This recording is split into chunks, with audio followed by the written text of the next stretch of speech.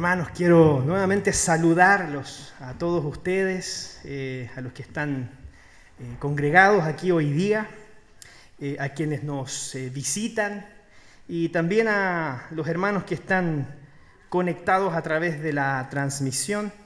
Nos han dejado ahí en YouTube varios saludos y queremos enviarles también a estos hermanos un fuerte abrazo. La semana pasada terminamos, después de 5 meses, el fascinante libro de Nehemías.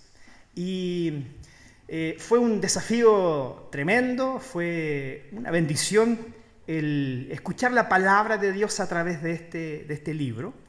Y hoy día, como yo se los había ya anunciado, vamos a comenzar una nueva serie de sermones que va a ser bastante más corta que la anterior, ¿cierto? Nehemías duró 5 meses. Esta en particular va a durar solo 1 mes, son 4 sermones que están basados en el libro de Tito. ¿Por qué hemos elegido el libro de Tito para poder atender las predicaciones de los próximos 4 domingos? Porque durante este mes vamos a entrar en un periodo muy importante para la iglesia. Durante este mes vamos a estar entregando la información sobre la elección de los presbíteros, de los diáconos y también este año en la asamblea extraordinaria vamos a pronunciarnos acerca de la continuidad de los pastores en la iglesia. Entonces nos parece muy apropiado que durante este mes podamos revisar lo que bíblicamente se nos enseña acerca del liderazgo cristiano, para que nuestra mente sea gobernada por la palabra de Dios en el propósito de capacitar, elegir y levantar líderes que puedan ser una bendición para la iglesia. Y esto lo vamos a hacer a través de este libro de Tito, que junto con la carta que Pablo escribió a Timoteo, habla con mayor profundidad acerca de cuáles son aquellas cualidades o calificaciones que deberían tener las personas que aspiren a trabajar y servir al Señor en el liderazgo cristiano. No obstante ello, porque yo sé tal vez lo que usted está pensando, está diciendo, bueno, el próximo mes entonces el pastor va a estar hablando acerca de los líderes de la iglesia. Y la verdad es que no, porque vamos a descubrir que la carta que Pablo le escribió a Tito fue una carta personal a él, pero que tenía profundas implicaciones acerca del trabajo que él debía realizar con las iglesias que estaban bajo su cuidado. Tito fue enviado a la isla de Creta, una isla bastante grande, con muchas ciudades, con muchas iglesias, y a él se le dio la responsabilidad de capacitar líderes y de levantar líderes que pudieran gobernar estas iglesias. Y esto es muy significativo porque finalmente termina siendo un trabajo que Tito realiza con toda la iglesia. Es decir, toda la iglesia del Señor en aquella época fue encomendada al trabajo de Tito para cuidar de ellos y encaminarlos hacia una espiritualidad más madura. Es por eso que esta serie la hemos titulado Manual de Reparación. ¿Por qué? Porque durante estas próximas 4 semanas queremos revisar herramientas que la propia palabra del Señor nos entrega para que podamos remodelar nuestra espiritualidad, para que podamos ser corregidos en todo en aquello que no nos parecemos al Señor Jesús. Y ese desafío no es solo para los líderes, de hecho principalmente para los líderes, pero es un desafío que debe ser atendido por todos los creyentes. Por lo tanto, todo lo que nosotros vamos a conversar durante estas semanas, no le quepa duda alguna que también es palabra del Señor para ustedes. Teniendo eso en mente, hoy día quiero que vayamos al primer capítulo de Tito y vamos a conversar sobre este concepto del caos y cómo Pablo, al escribirle a Tito, lo que él buscaba era poder producir transformaciones en personas, en iglesias que estaban, digámoslo así, en caos. Así que si usted tiene su Biblia a la mano, quiero pedirle por favor que busque Tito, para que podamos leer lo que Pablo escribe a este colaborador suyo.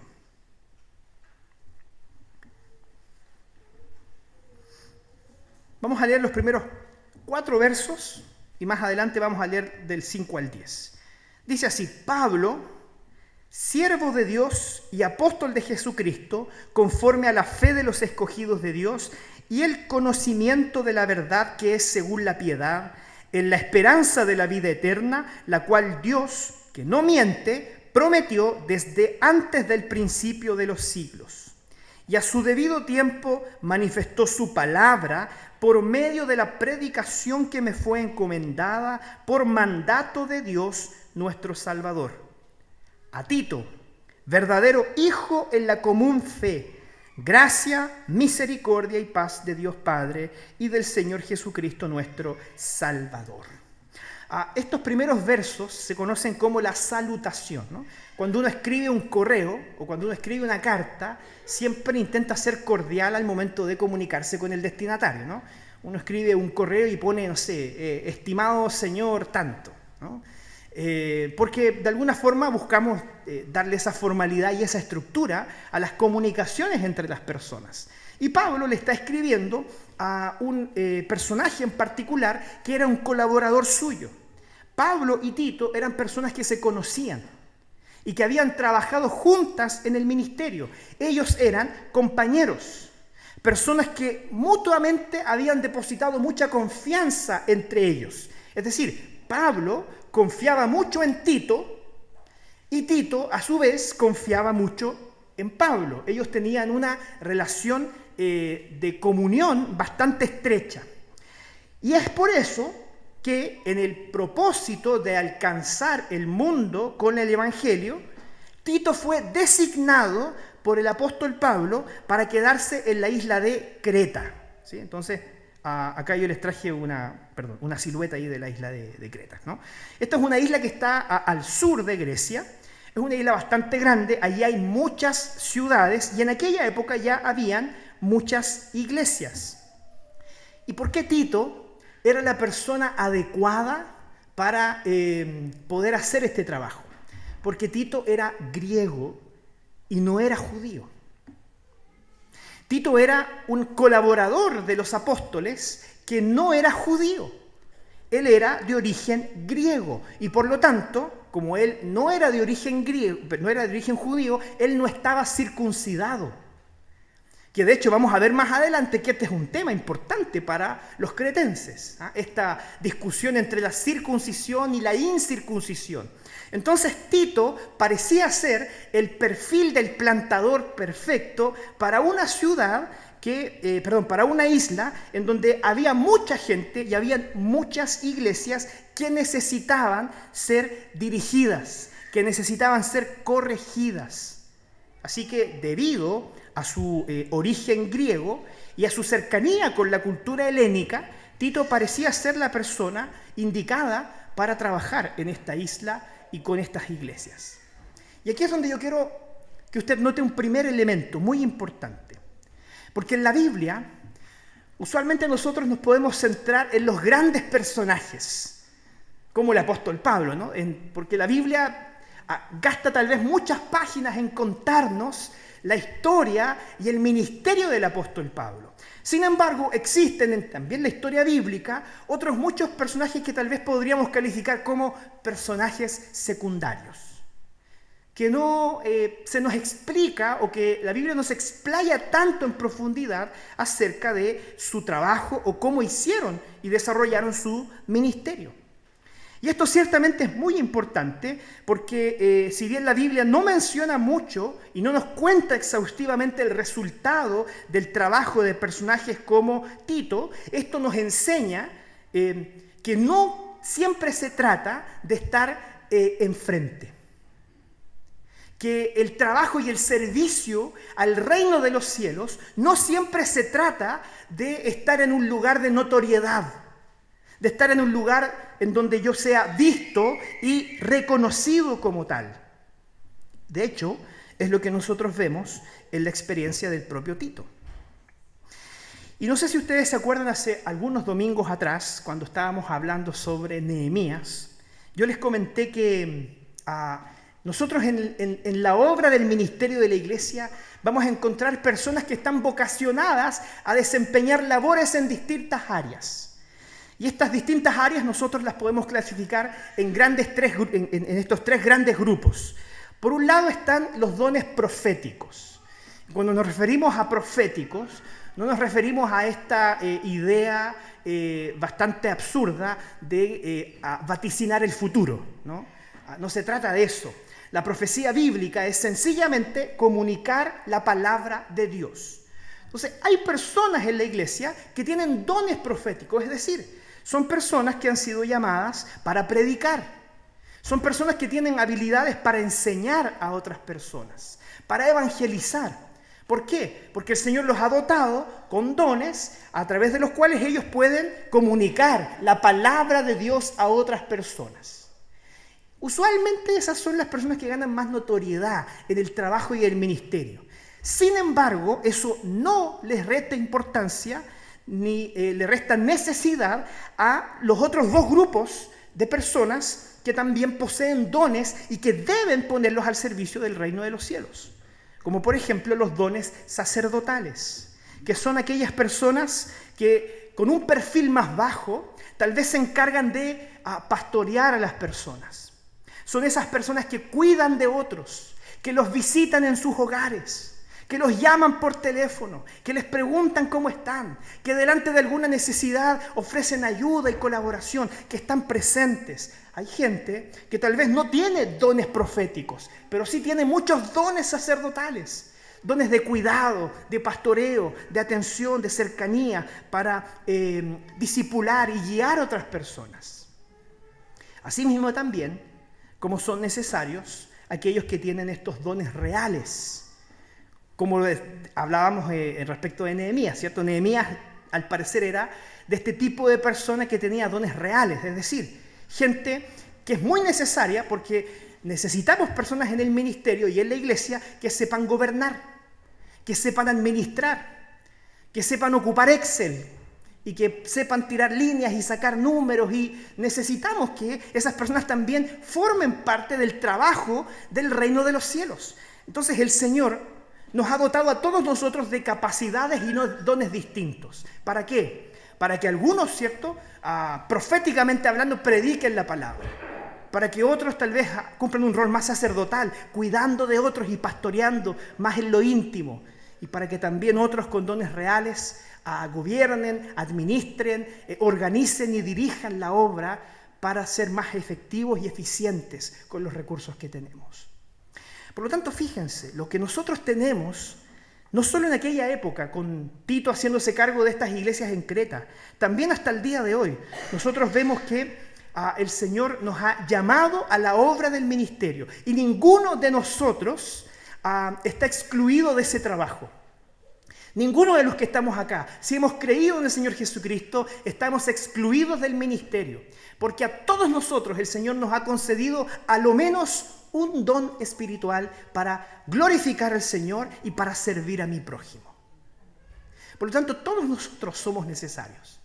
Tal vez no todos predican, pero todos servimos al Señor. Tal vez no todos son presbíteros que gobiernan y dirigen la iglesia, pero todos servimos al Señor. Y nos servimos unos a otros en el contexto de esta comunidad. Y Tito entonces tenía una gran tarea. Porque si ustedes se fijan, si leemos el verso 5 de Tito capítulo 1, él dice lo siguiente. No lo traje proyectado, así que va a tener que buscarlo en su Biblia. Por esta causa te dejé en Creta, para que corrigieses lo deficiente. Para corregir lo deficiente. Fíjense que pareciera ser que Tito tenía un gran énfasis en dones reales. Pareciera ser que él era un gran administrador. Una persona que iba a organizar a estas iglesias que tal vez estaban en medio de un caos, en donde cada quien hacía lo que bien le parecía, porque además la influencia griega de la isla de Creta empujaba a las personas a actos de dudosa índole moral. Y por lo tanto había, de hecho, mucha inmoralidad en las ciudades cretenses, y también esto estaba permeando en las iglesias cristianas. Entonces Tito es enviado allá para corregir lo deficiente. Y esta palabra, corregir, es muy interesante. En griego es la palabra ortosa, que es de donde viene, de hecho, los conceptos ortopédico y ortodoncia en nuestro idioma. Es decir, poner las cosas en su lugar. A eso fue llamado Tito, a poner las cosas en su lugar. A tomar a los creyentes, corregir lo deficiente, ¿para qué? Para que ellos pudieran ponerse al servicio del reino de los cielos. Tito fue enviado a reparar lo que estaba dañado. Y nos entregó Pablo un manual para que tanto los cretenses en aquella época como los penquistas aquí en esta época puedan reparar su espiritualidad con el propósito de desempeñar y desplegar sus dones para la gloria de Dios, y así no sigas desperdiciando tu vida. ¿Nota por qué es importante entonces estudiar este texto? Estudiar el libro de Tito. No solo para que sepamos cómo elegir pastores y presbíteros, sino también para que sepamos cómo gobernar, dirigir y encaminar nuestras vidas de manera saludable. Y entonces nosotros vamos a ver en este texto 3 cosas que yo quiero compartir con ustedes. La primera de ellas es que Pablo se identifica a sí mismo como siervo de Dios y apóstol de Jesucristo. Y este es un elemento que no quise pasar por alto, porque si bien es parte del saludo introductorio del contenido de la epístola, hay un elemento estructural de la convicción del apóstol Pablo que yo creo que es muy importante que nosotros también imitemos. Pablo se identificaba a sí mismo como siervo de Dios. Asimismo, como nosotros debemos identificarnos como siervos de Dios. Porque esta temática del servicio es transversal en la carta de Tito. Porque el servicio es visto aquí en 2 aspectos. Es visto como una convicción, pero también debe ser visto como un comportamiento. Y este es el problema. Cuando Pablo se presenta como siervo de Dios, en esta estructura de la convicción y el comportamiento, vemos nosotros en la literatura bíblica que para muchos creyentes existe una gran brecha entre las convicciones y su comportamiento. Es decir, hay una convicción de servicio, hay una convicción de siervo, pero mi comportamiento está tal vez un poco distante de esta convicción. Yo sé que el Señor me llamó a ser siervo, yo sé que el Señor me llamó a su servicio, pero mi comportamiento, la verdad, está un poco distante de esta convicción. Y esa gran brecha es la que Tito quiere lograr cerrar en los cretenses, y es la que ciertamente el Señor pide y demanda de ti y de mí, que logremos cerrar, que nuestras convicciones puedan ser consecuentes con nuestros comportamientos, y que si tenemos una convicción de servicio, y hemos sido vocacionados a ser siervos del Señor, que nuestro comportamiento se condiga con ello. Y es por eso que yo puedo nombrarles, por ejemplo, cómo el propio Señor Jesucristo se pone como ejemplo para nosotros. Pablo, cuando le escribió a los filipenses, en el capítulo 2, versículo 5, les dijo lo siguiente: haya pues en vosotros este sentir que hubo también en Cristo Jesús, el cual, siendo en forma de Dios, no estimó el ser igual a Dios como una cosa a la cual aferrarse, sino que se despojó a sí mismo, tomando forma de siervo, hecho semejante a los hombres, y estando en la condición de hombre, se humilló a sí mismo, haciéndose obediente hasta la muerte y muerte de cruz.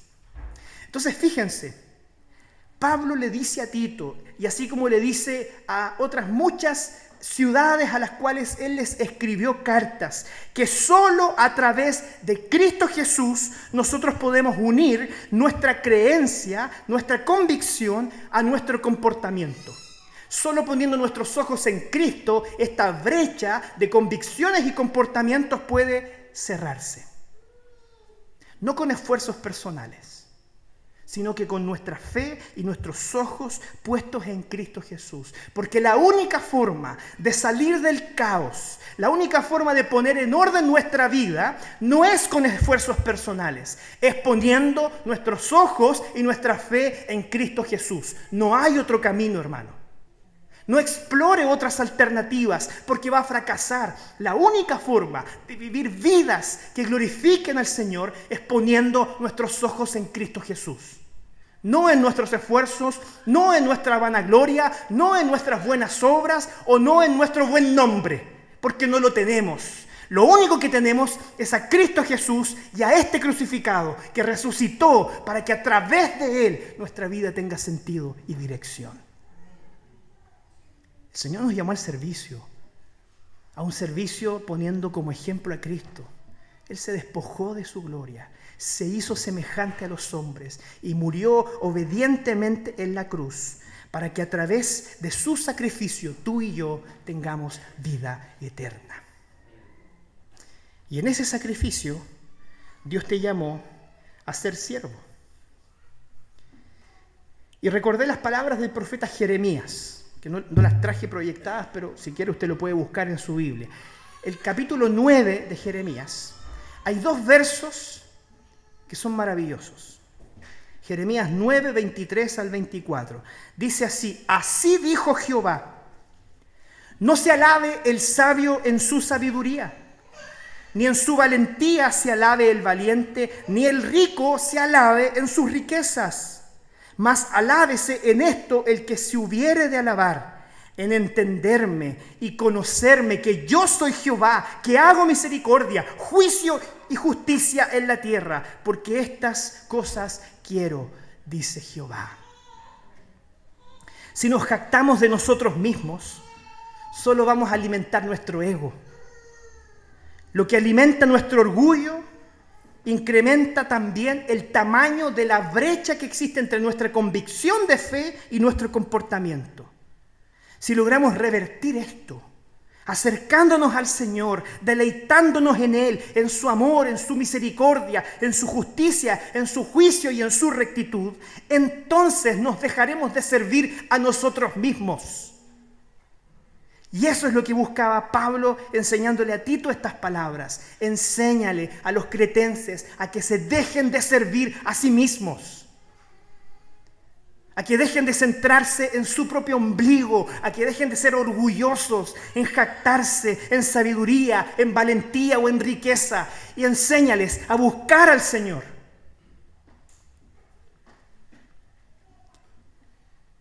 Porque el Señor nos llamó a servirle a Él, no a nosotros mismos.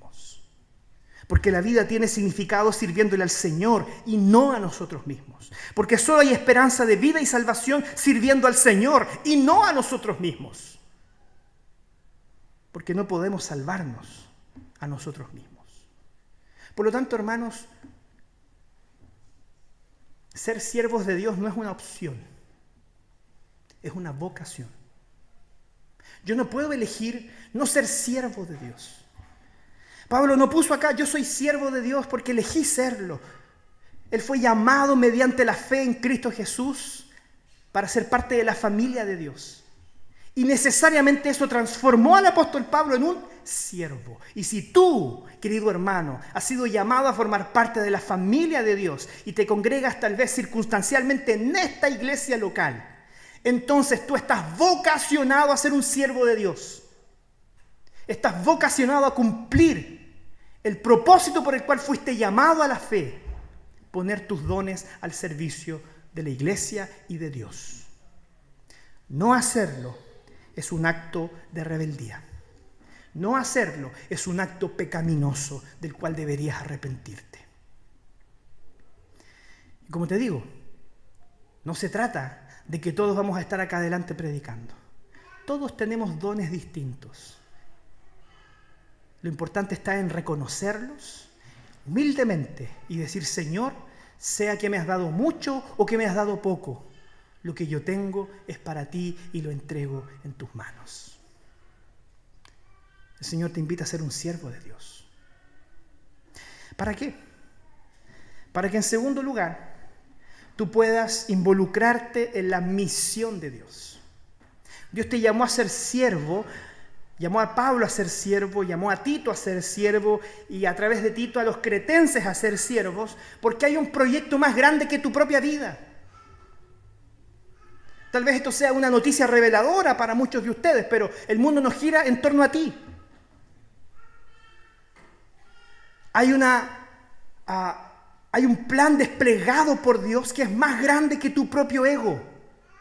Y el Señor te llamó entonces a humillarte bajo la poderosa mano del Señor para que puedas servir a este propósito más grande, que es lo que Dios está haciendo en medio del tiempo. Dios está trabajando en medio de los tiempos. Y es por eso que Jesucristo dijo, la mies es mucha, hay mucho trabajo que hacer. Lo que nos faltan son obreros. Lo que nos falta son personas dispuestas a dejar de servirse a sí mismas, a dejar de alimentar sus propios vientres y conectarse con una comunidad a través de la cual puedan colaborar en la misión del Señor. Eso fue lo que Pablo le expresó a Tito. Él fue llamado a ser siervo y apóstol conforme a la fe de los escogidos de Dios. Es decir, Pablo estaba vocacionado a alcanzar a los escogidos. ¿A través de qué? Del conocimiento de la verdad que es según la piedad. Porque verdad sin piedad no tiene ningún valor. En la esperanza de la vida eterna, la cual Dios, que no miente, prometió desde antes de los principios de los siglos, y a su debido tiempo manifestó su palabra por medio de la predicación que me fue encomendada por mandato de Dios nuestro Salvador. Pablo expresa aquí, yo fui llamado a ser siervo, fui llamado a ser apóstol, porque hay escogidos del Señor que deben ser alcanzados por medio de la verdad de Dios, y esa responsabilidad es mía y de cada uno de nosotros. Todos, sin excepción, cada persona necesita de una misión para su vida. Todos nosotros, sin importar la edad que tengamos, necesitamos de una misión para nuestra vida. Necesitamos identificar cuál es la misión y a qué nos está llamando el Señor. ¿Qué es lo que el Señor me está llamando a hacer? ¿Para qué? Para que así podamos planificar nuestra vida. Cuando yo tengo metas que alcanzar, entonces puedo planificar de manera más seria y responsable mi vida y cada área que la compone. Porque todos estos objetivos específicos pueden contribuir hacia el cumplimiento de esta misión que es más grande que yo, que es la misión de Dios. ¿Cómo yo entonces puedo reestructurar mi vida y tomar decisiones que me permitan estar involucrado en el proyecto de Dios para el mundo? El apóstol Pablo fue muy claro respecto de esto. Él al presentarse se identificó claramente cuál era su misión. Y dijo, esta misión que yo tengo es la que guía mi trabajo. Él dijo que trabajaba como apóstol por la fe de los escogidos de Dios, enseñándoles el conocimiento de la verdad que los iba a llevar a la piedad, porque esto no dependía de él, sino que de Jesucristo. Él iba a trabajar en el apóstol Pablo. Él, a través de estos siervos, alcanza a sus escogidos.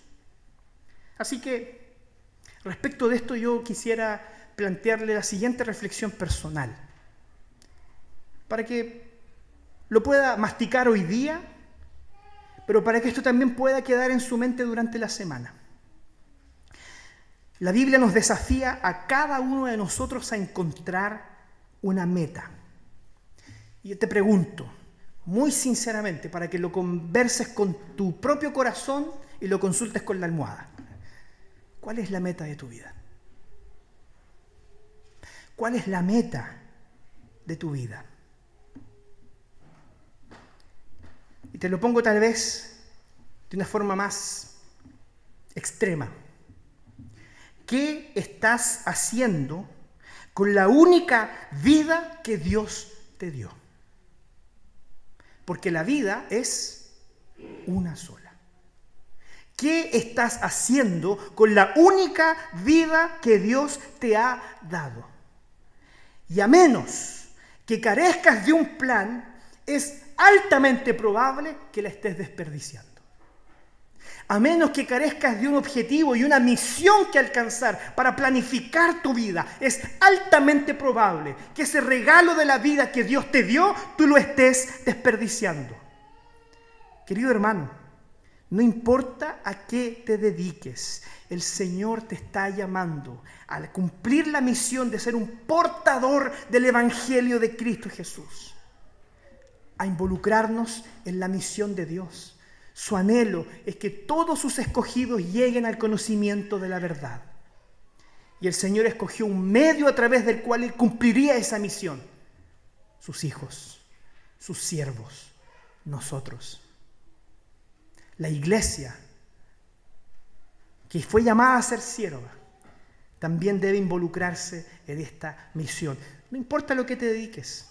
No tienes que ser un pastor o un misionero para dedicarte a esto. Lo puedes hacer en tu barrio, con tus vecinos. Lo puedes hacer con tus colegas en tu lugar de trabajo. Lo puedes hacer con tus compañeros, ya sea que estudies en un liceo o en la universidad. Lo puedes hacer con tus amigos o incluso con tu misma familia. Con tus hermanos, con tus tíos, con tus cuñados, con gente que necesite que tú les sirvas mediante la predicación del Evangelio. Pero el Señor nos llamó a estar involucrados en ello. Claramente esta tarea no es sencilla. Y hay algo que Pablo señala de forma muy específica a Tito acerca de las cosas que deben ser corregidas y reparadas en nosotros. Porque cuando ganamos convicción de servicio y realmente anhelamos transformarnos en aquello que Dios nos llamó y nos vocacionó a hacer, no le quepa duda alguna que eso lo hará atravesar por un proceso de transformación. No le quepa duda alguna que si usted sinceramente desea ser barro en las manos del alfarero, el Señor te va a moldear. Y Él va a cambiar cosas en tu vida y en tu carácter, que son necesarias que cambien para que Cristo sea exaltado y para que seas un mejor instrumento. Yo que convivo en casa con, por ahora, 2 mujeres, prontamente serán 3, por lo que le pido que esté orando por mí. Tanto mi señora como mi hija Elena tienen gusto por la música. Que yo muy sinceramente debo decirlo, eso es un gusto adquirido. Yo no lo tenía y cuando me casé con mi señora lo tuve que adquirir, el gusto por la música. Y en mi casa, a pesar de que yo no toco ni un instrumento, hay muchos instrumentos. Porque a mi señora le gusta tener instrumentos en casa. Y hay un valor en saber tocar un instrumento. Por ejemplo, el violín. Si usted no sabe tocar el violín, es altamente probable que usted lo haga de una forma horrorosa. Como yo, cuando intento tocar el violín, ¿sí? Porque es un instrumento que demanda de mucha técnica, de mucho cuidado y además de un conocimiento acerca del instrumento. Entonces yo pensando en esto, dije, esta sería una buena ilustración para contarle el domingo. Porque fíjese que lo que busca Pablo a través de Tito producir en la iglesia de Creta es que todos nosotros, que somos siervos del Señor, nos consideremos a nosotros mismos como instrumentos. Usted y yo somos instrumentos en las manos del Señor. Y el Señor toca perfecto. El Señor toca maravilloso. ¿Sabe cuál es el problema? Que para que el sonido sea armonioso, el instrumento necesita estar afinado. Si una cuerda de una guitarra no está afinada, esa nota no va a sonar bien. Si en el piano, los que son de cuerda, hay una que está mal calibrada, esa nota no va a producir el sonido deseado. De la misma forma, queridos hermanos, usted y yo, si queremos sumarnos a la sinfonía de Dios en la historia, necesitamos ser instrumentos afinados. Y el propio Señor es aquel que nos quiere reparar. Somos tal vez un instrumento dañado. Algo pasó con nosotros. Hay algo en nosotros que está fallando y que no nos permite dar la nota. Y el Señor te dice, no te preocupes, yo voy a trabajar en ti. Yo voy a hacer de ti un instrumento que suene maravillosamente. Y el Señor nos entrega en este texto una hermosa lista de cuestiones que deberíamos considerar al momento de trabajar en nuestro carácter y transformarnos en instrumentos que puedan glorificar al Señor a través de la música. Y hay una lista de cosas que yo quiero brevemente, para no tomarme mucho más tiempo, compartir con ustedes. Y si usted me acompaña, porque no lo traje en la proyección, quiero leer lo que dice el capítulo 1, a partir del verso 6. Entonces ahora yo no quiero que usted mire al pastor, ¿no? Voy a mirar al pastor y voy a tomar mi lápiz, no tengo ninguno, voy a empezar voy a ver qué cosas tiene el pastor y qué cosas no. O voy a empezar a mirar a los presbíteros, porque ellos son los líderes de la iglesia. Voy a mirar a los presbíteros y voy a decir, y aquí está la lista de cosas que deberían tener. Voy a hacer un tic donde yo veo que sí lo tiene y una cruz donde no. No se trata de que usted ahora ponga al pastor y a los presbíteros en su mirada cuando leamos este texto. Póngala en usted mismo. Porque si cada uno de nosotros ponemos nuestra mirada en nosotros mismos, los pastores y los presbíteros van a reconocer en qué cosas están fallando. Pero esta es una vocación que hemos recibido todos como iglesia si queremos servir al Señor. ¿Qué dice el texto? Que Tito fue enviado a Creta para corregir lo deficiente y establecer ancianos en cada ciudad, así como yo te mandé. Verso 6, aquí empieza la lista. El que fuera irreprensible, marido de una sola mujer. Si es soltero, que usted pacte con sus ojos para no mirar ni tocar a ninguna mujer. Y solo cuando se case, usted se comprometa a mirar y a tocar solo a una mujer. Eso está diciendo el texto. El valor de la fidelidad. No solo con tu cónyuge, sino con el pacto que hiciste con tu cónyuge delante de Dios. Ser fiel al Señor, pactando contigo mismo, conservándote en castidad si no eres casado y conservándote en fidelidad si ya estás casado.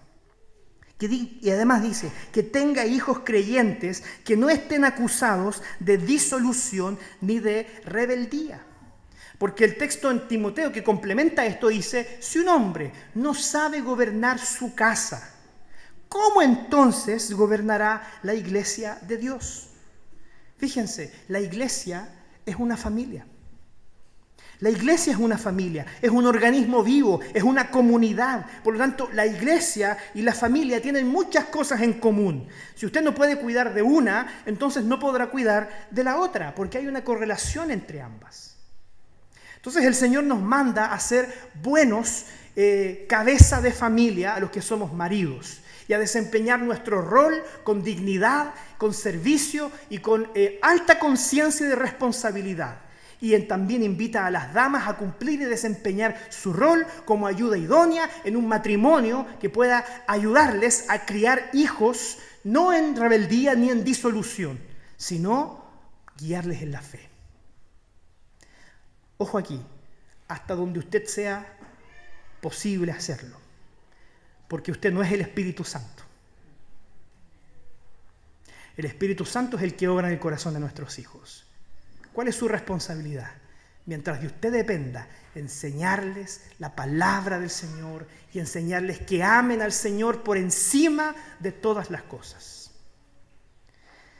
Además dice que el obispo sea irreprensible, lo repite, como administrador de Dios y establece no soberbio. Y aquí yo sí traje una pequeña lámina para expresarlo de la mejor forma. Acá aparecen 5 veces la palabra no y después 5 virtudes positivas, así como tratando de describir el carácter de los creyentes. Y él dice que no debe ser soberbio, no soberbio, es decir, humilde, que tenga sus ojos puestos en Jesús. Para Pablo, una persona soberbia es una persona que no puede ser enseñada. que se resiste a ser enseñada, que es incapaz de someterse y están sujetos solamente a la propia opinión como la única verdad absoluta. No están dispuestos a adecuarse a nada y a nadie, no están dispuestos a escuchar a nadie y no tienen maestros ni guías porque están llenos de sí mismos. Esos son los soberbios. También dice no iracundos. Y aquí tuve un conflicto porque hace 3 domingos atrás vengo enseñando sobre la ira saludable, ¿no? Cómo Nehemías se enojó. Pero bueno, no iracundo significa que cuando hablamos de enojo, hablemos de ese enojo injusto que no obra la justicia de Dios, que es de hecho la mayoría de las veces que nos enojamos.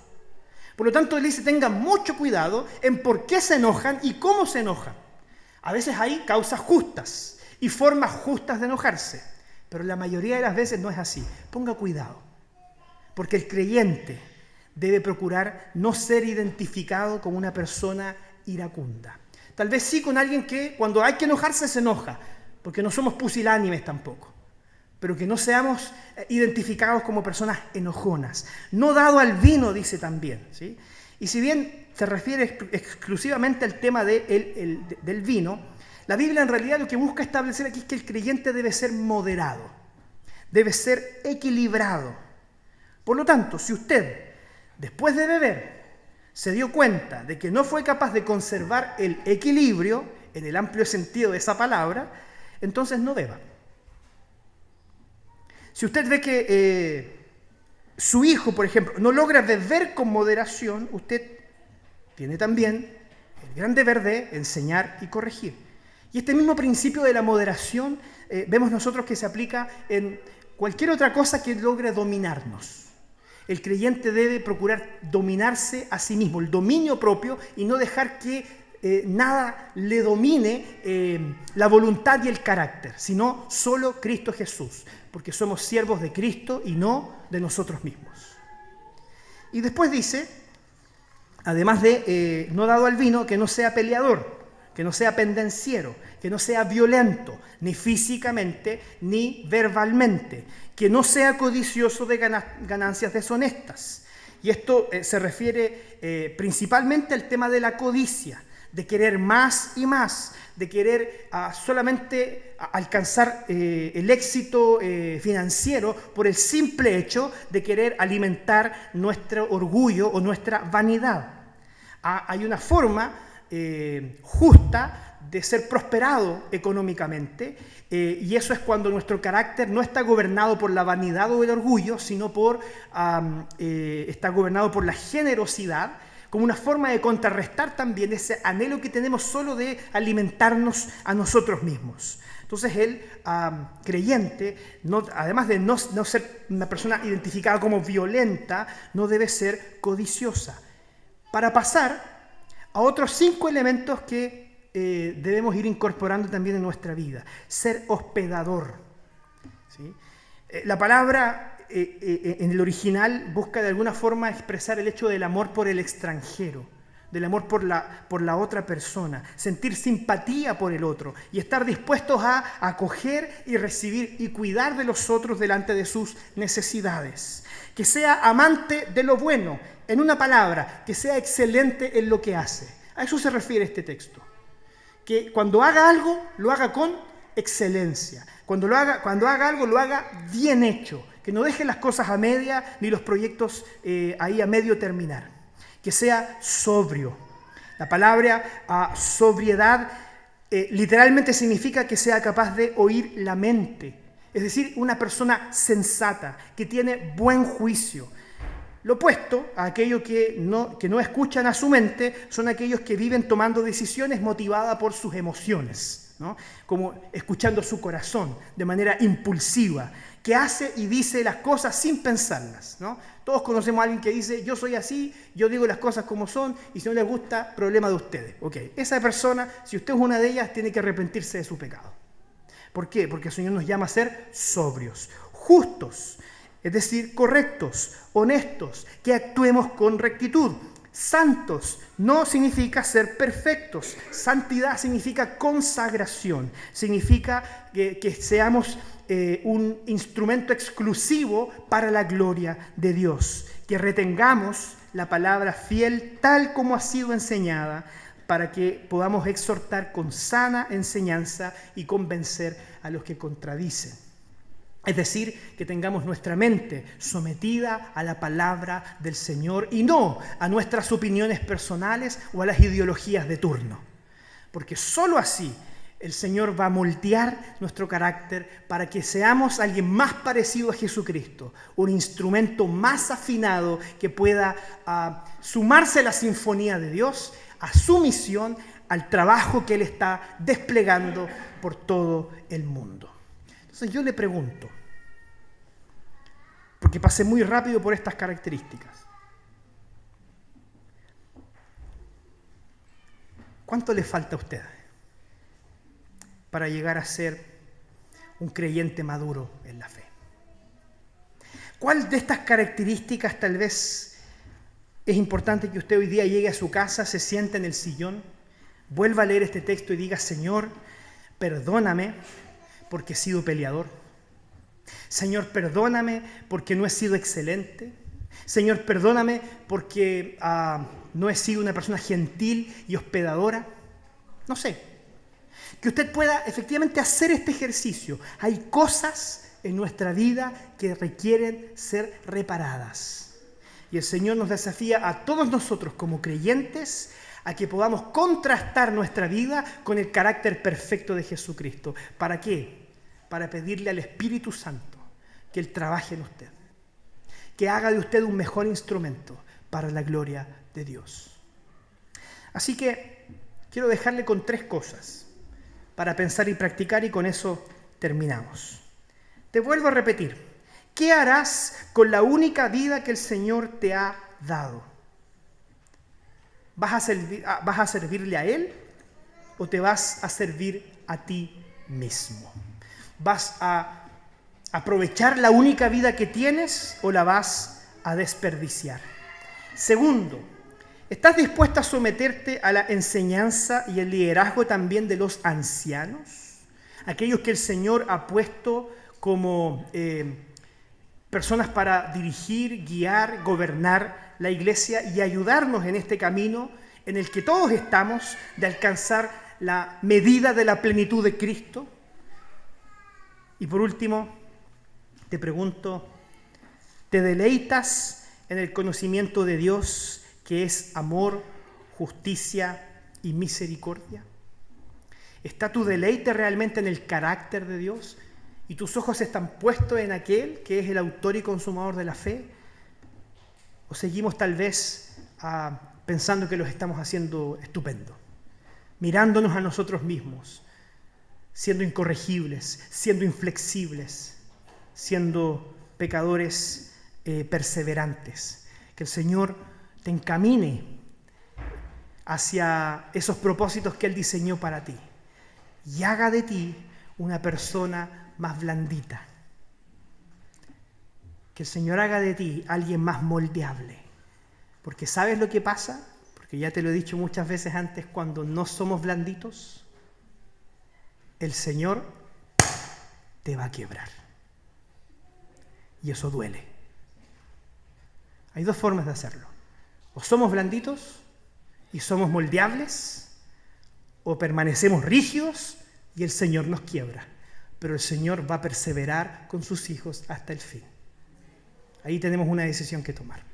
¿Qué te parece si inclinas tu rostro y me acompañas en esta oración? Querido Señor, te damos gracias por iniciar esta nueva serie que nos prepara a todos nosotros como creyentes para ser aptos en el ministerio, para estar disponibles con nuestros dones, con nuestras responsabilidades y con los roles que nos has entregado para bendecir a tu iglesia. Te ruego, Señor, que tú entre nosotros produzcas un mayor peso y mayor conciencia de pecado. Que no nos conformemos, Señor, a este siglo y que no nos conformemos a nosotros mismos. Que realmente, Señor, anhelemos ser siervos tuyos, preparados para la misión que tú estás desplegando, siendo afinados, Señor, por ti, estando en tus manos, Señor, para poder participar de esta sinfonía que tú has diseñado y que es una música perfecta que acompaña la creación. Ayúdanos a ser parte de todo esto, Señor. Bendícenos, cuídanos y ayúdanos, Señor, en este desafío que tenemos de remodelar nuestra espiritualidad conforme a la imagen de Cristo Jesús, en quien oramos y pedimos todas estas cosas. Amén.